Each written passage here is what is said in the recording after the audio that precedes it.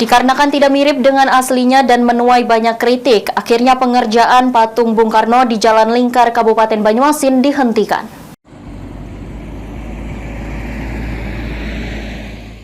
Patung Bung Karno yang berada di Bung Karno Sport Center Jalan Lingkar, Kecamatan Banyuasin 3, Kabupaten Banyuasin sudah rampung dibuat, namun dikarenakan tidak mirip dengan aslinya dan menuai banyak kritik, akhirnya pengerjaan patung Bung Karno di Jalan Lingkar Kabupaten Banyuasin dihentikan.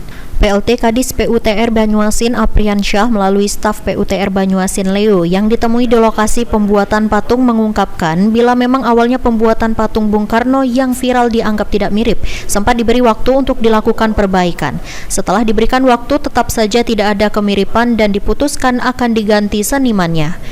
Nantinya setelah selesai dikerjakan semuanya termasuk dari aksesoris yang ada di sekeliling patung Bung Karno nantinya baru akan diresmikan. Suryadi, PAL TV.